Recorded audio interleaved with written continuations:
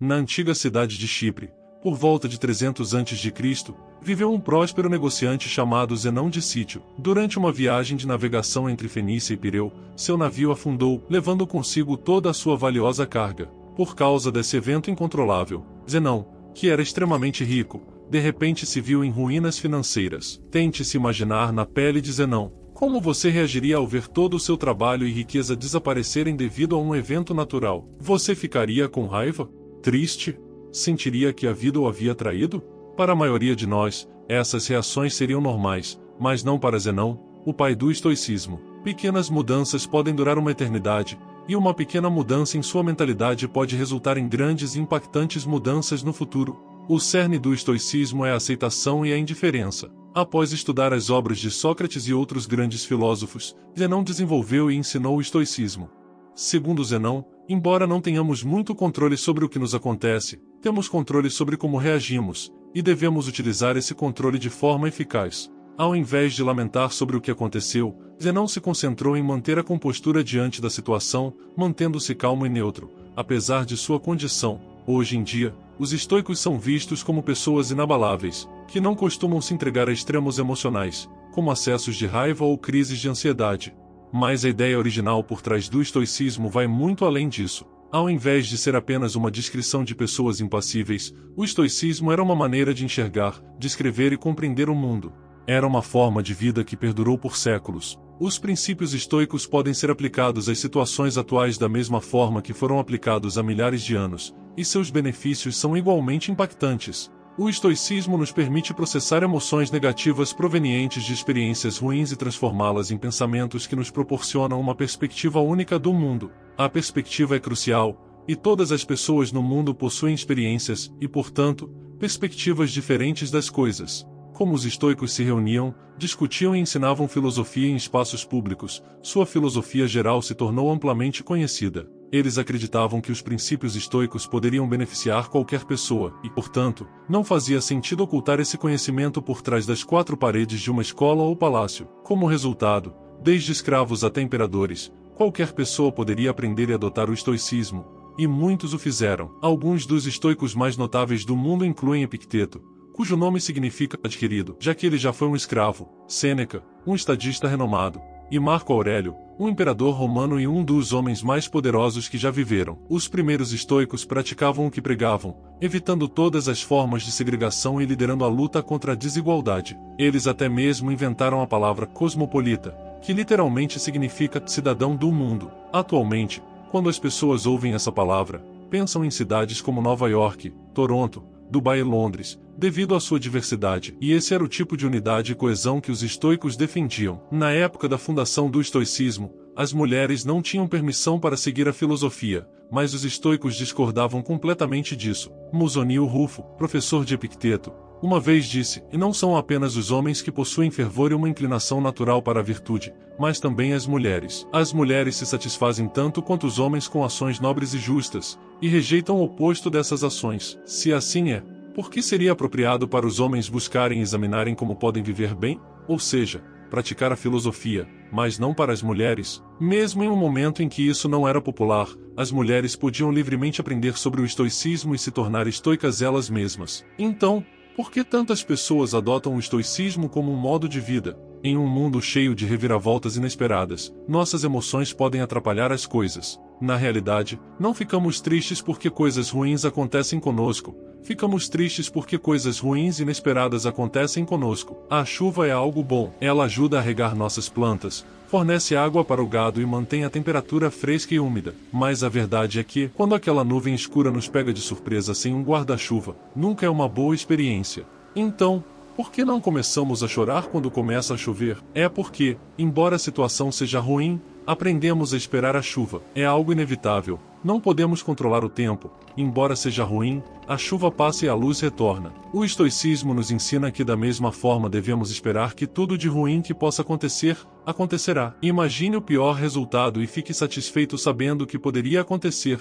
Um dos exercícios estoicos é conhecido como desconforto voluntário, um exercício destinado a aumentar os sentimentos de gratidão. Dormir no chão da sua cozinha, tomar banhos frios quando normalmente toma banhos quentes, comer apenas batatas por alguns dias, coisas assim. Este exercício ajuda a entender que, por mais difícil que seja, você ainda sobreviverá e poderá prosperar se sua mentalidade estiver correta. Ao ser capaz de suportar essas situações desconfortáveis, preparamos indiretamente nossa mente para futuros infortúnios. Com o estado atual do mundo, onde a publicidade é constantemente empurrada goela abaixo, somos levados a acreditar que se não tivermos a próxima melhor coisa, não tivermos uma aparência específica ou não ganharmos uma determinada quantia de dinheiro, nunca seremos felizes. Essa mensagem é importante agora mais do que nunca. Entramos no mundo sem saber quase nada. Crescemos sendo ensinados em casa, na escola e observando o mundo por nós mesmos. A questão é, precisamos internalizar todo esse conhecimento? Se o fizermos, podemos estar inadvertidamente estabelecendo expectativas irreais para nossas vidas, deixando-nos,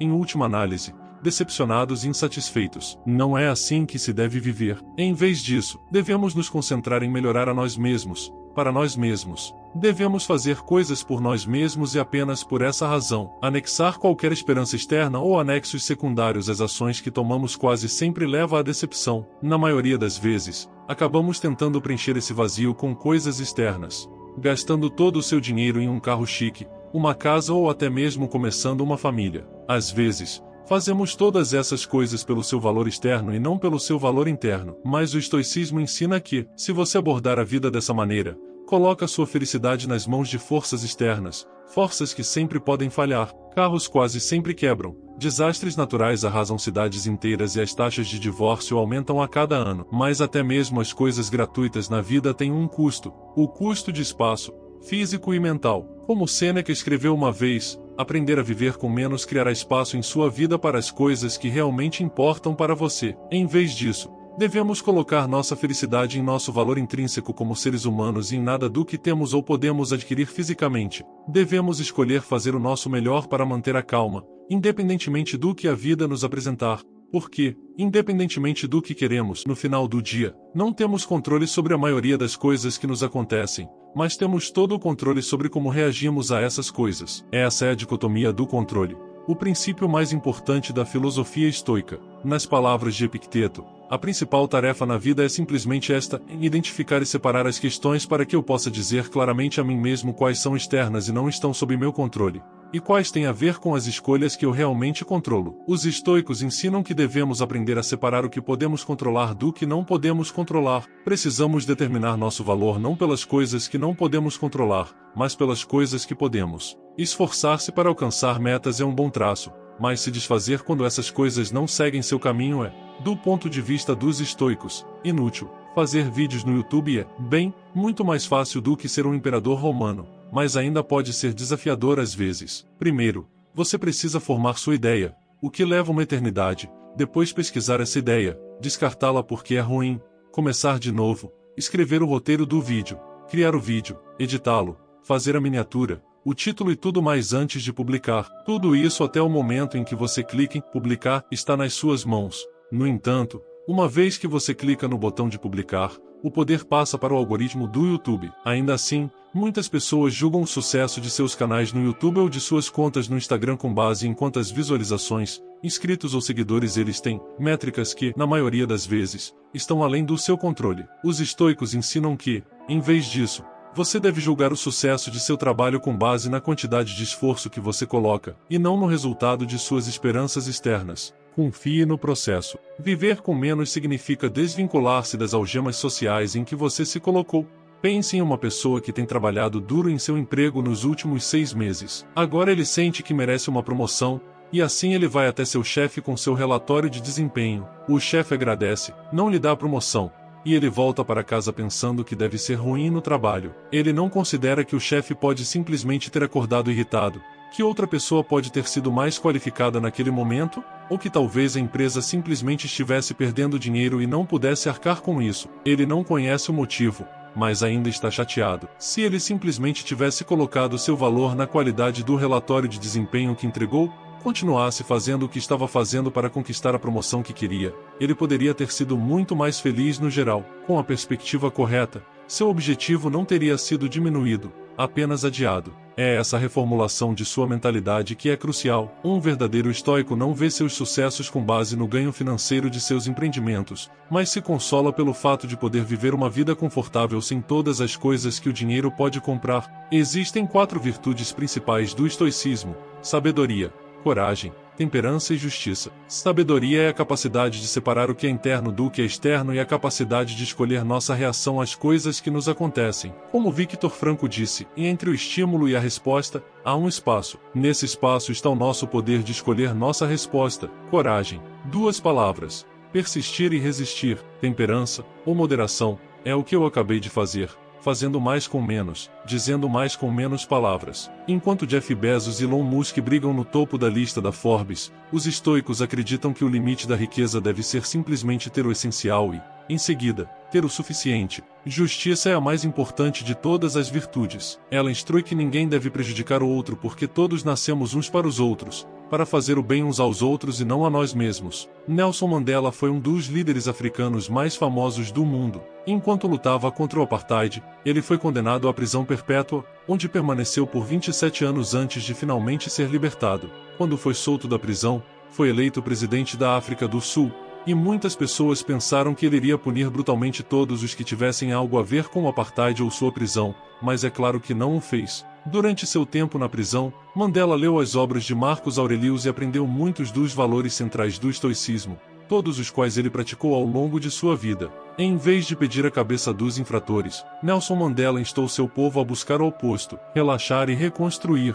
Ele enfatizou que o passado estava além do controle deles e que a única coisa que podiam fazer era encontrar uma maneira de avançar e construir uma nação melhor. Este é o caminho do estoico. Na medicina moderna, o estoicismo está no cerne de procedimentos como a terapia comportamental racional emotiva e a logoterapia. A TCRE ajuda os pacientes a identificar padrões de pensamento negativos que podem estar causando problemas emocionais e comportamentais. Ela permite que você questione a lógica por trás de todos esses pensamentos negativos, e quando perceber que muitos deles não têm fundamentos, você pode substituí-los por crenças mais produtivas e saudáveis. Já a logoterapia se baseia no princípio estoico de que os seres humanos são impulsionados por um propósito. Mesmo nas situações mais sombrias, podemos preencher nossas vidas com significado e felicidade simplesmente descobrindo qual é esse propósito. Como muitos de nós sabemos, no entanto, isso é mais fácil dizer do que fazer. É um processo. Assim como tudo mais, temos que reprogramar nossa maneira de pensar, fora com o velho,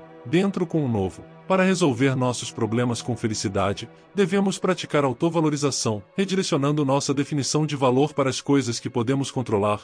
Podemos parar de nos fixar nas coisas que não podemos controlar e, no geral, levar uma vida muito mais feliz e satisfatória. O estoicismo nos ajuda a navegar por tempestades passadas e presentes em águas mais calmas e pacíficas. E se nosso navio afundar e todos nos afogarmos, podemos encontrar paz no fato de que vivemos uma boa vida, embora não tão longa quanto esperávamos. Porque lembre-se, tudo tem um fim.